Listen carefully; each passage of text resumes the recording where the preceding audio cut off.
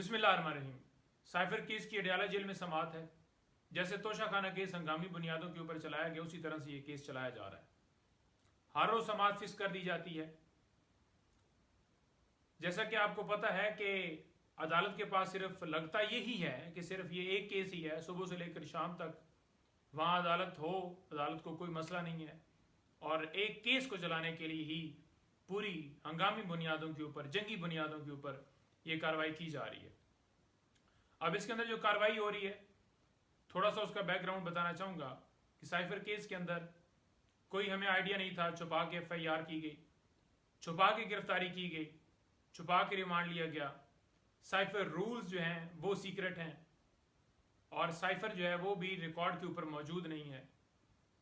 और इसके साथ साथ और काफ़ी ऐसी चीज़ें जो सारी छुपा कर ही की जा रही है। अब ट्रायल जो है वो भी छुपा के करने का इरादा अदालत ने कर दिया है। वो कैसे जी? अदालत ने कल हुक्म पास किया है कि साइफर केस में जो कार्रवाई होगी वो इन कैमरा होगी। इन कैमरा का मतलब ये है कि वहां पर सहाफियों की एक्सेस नहीं होगी। वकला की पहले भी महदूद एक्सेस थी, इसी तरह आम पब्लिक उसकी एक्सेस नहीं होगी। आम पब्लिक भी नामालूम लोग वहां पर बैठे होते थे, आपको पता है। तो ये इन कैमरा क्यों की जा रही है? इन कैमरा करने का मकसद ये है कि लोगों तक इस केस के असल हकायक ना पहुंच सकें। और इसी वजह से अदालत ने हुक्म में यह भी लिखा है कि print media, electronic media, social media, कोई भी ये अदालती कार्रवाई जो है वो वहां पर नशर नहीं करेगा, बात नहीं चलाएगा। तो मुकम्मल तौर पर पाकिस्तान में पाबंदी लग चुकी है। अदालत ने पाबंदी लगाई है इस केस में कि जनाब कोई भी कार्रवाई अगर चलाएगा तो उसके खिलाफ कार्रवाई होगी। और डिपार्टमेंट्स को हदायत भी हुई है कि आप उनके खिलाफ कार्रवाई करें। तो मुझे बताएं कि आईने पाकिस्तान कहां है जो हर शख्स को फेयर ट्रायल का हक देता है? आर्टिकल 10A कहां है जो हर शख्स को कहता है कि हक दिया जाए, फेयर ट्रायल उसका हक है? लेकिन यहां पर फेयर ट्रायल की धज्जियां उड़ाई जा रही हैं, कोई फेयर ट्रायल नहीं दिया जा रहा। मैं बड़ा वाज़ेह कहना चाहता हूं कि साइफर केस के अंदर जब इस्लामाबाद हाई कोर्ट में मामला पहुंचा जमानत के हवाले से, तो वहां पर इतनी डिटेल से इस केस के बारे में डिस्कस हो चुका है कि एक एक पहलू हमारी तरफ से भी और दूसरी तरफ से भी डिस्कस हुए। जो तमाम मीडिया चैनल्स के ऊपर, इलेक्ट्रॉनिक मीडिया के ऊपर, प्रिंट मीडिया के ऊपर, सोशल मीडिया के ऊपर, हर जगह के ऊपर, डिजिटल मीडिया के ऊपर वो चला है। तो जब केस के तमाम हकायक ऑलरेडी चल चुके हैं, तो फिर आज क्यों सीक्रेट कहा जा रहा है? और ये भी बताऊं कि जब ये कार्रवाई स्टार्ट की गई थी, अगर बैक पे जाएं जहां पर ये शहादतें भी हो चुकी थी इस केस के अंदर कुछ लोगों की हद तक, और वहां पर क्रॉस भी हो चुका था, तो उस वक्त भी कार्रवाई जो वहां की थी वो सारी शहादतों की वो चल चुकी है हर जगह के ऊपर। तो आज ये कहना कि क्योंकि मामला शहादतों पे आ गया है तो लिहाजा वो कार्रवाई ना चलाई जाए, तो पहले क्यों चलाई गई? और अगर पहले चलाई गई है तो तमाम जो हकायक हैं उन लोगों की हद तक जो उन्होंने गवाही थी वो तो हर जगह पर चल चुके हैं। तो फिर अब आकर उस जगह से जहां से स्टार्ट ट्रायल हुआ था, वहां से स्टार्ट ये दोबारा ट्रायल हुआ है और शहादत की स्टेज के ऊपर पहुंचा है, तो यहां पर पाबंदी क्यों लगाई गई है? क्यों इतना खौफ है?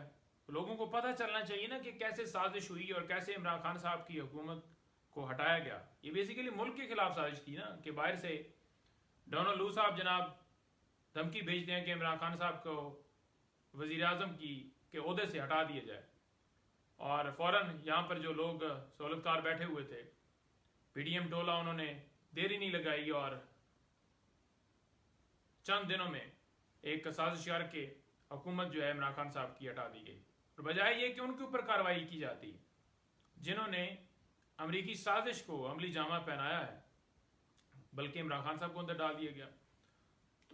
तो केस के रिलेटेड जो फैक्ट्स हैं, जो केस के हकायक हैं, जो केस के अंदर चल क्या रहा है, वो लोगों तक तो पहुंचना चाहिए। तो किस बात का खौफ है? अगर आप सच्चे हैं तो चलने देना। तो अगर आपने इन कैमरा यूं ही करके कार्रवाई करनी है और आप ये चाहते हैं कि जल्दी से जल्दी इस केस में सजा सुना दी जाए, तो मेरा ख्याल में फिर ये सारी कार्रवाई करने का भी फायदा नहीं है। फिर जो है प्रोसिक्यूशन अपना केस आपका ऑर्डर बनाकर लाती है और फैसला सुना दिया जाए कि आपको ये सजा दे दी गई है।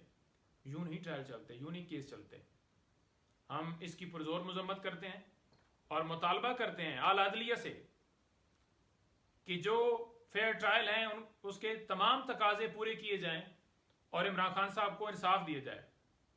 अगर इस केस में थोड़ा सा भी इंसाफ किया जाए तो ये केस जो है उन पे बनता है जिन्होंने दर्ज किया है, इमरान खान साहब पे नहीं बनता।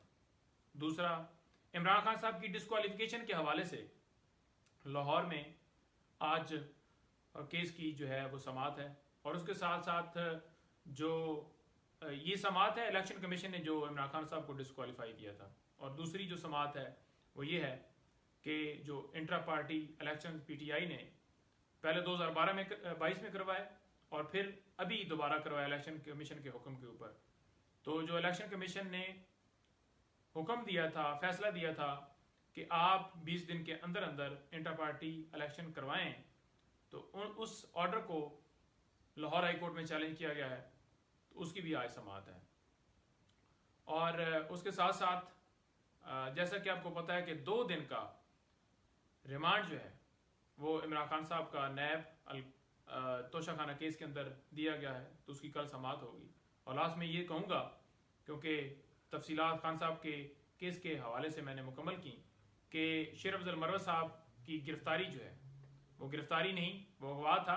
जैसे वो वहाँ पर उन्होंने वो लाहौर हाई कोर्ट में गए और वहाँ से निकले थे और फ़ौरन वहाँ पर पुलिस की वर्दियों में या जो भी नामालूम लोग थे उन्होंने जिस तरह से बगैर वारंट दिखाए, बगैर कोई FIR दिखाए, क्योंकि उनकी जमानत तमाम केसेस में ऑलरेडी हो चुकी थी, तो सीनियर वकील को यूं इस तरह से जिस तरह से वो पकड़ कर ले गए कॉलर से, और जिस तरह से उनको 3 MPU के तहत नज़रबंद किया गया है, हम पुरजोर मजम्मत करते हैं और आला अदलिया से यही गुजारिश करते हैं कि आप अपनी आईनी जिम्मेदारियां निभाएं।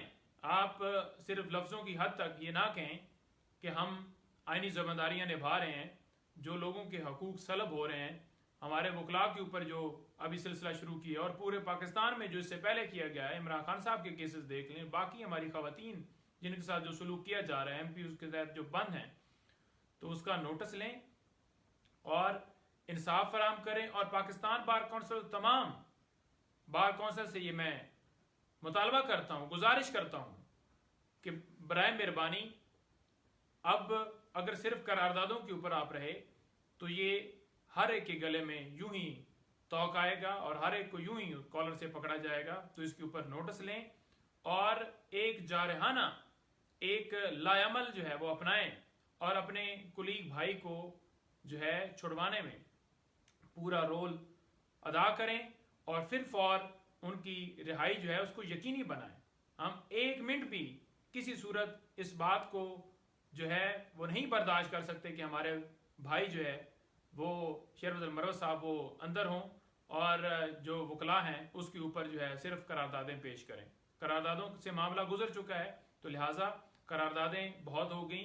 अब जो है लाए अमल का टाइम आ गया, तो लाए अमल अपनाएं, हम आपके साथ हैं।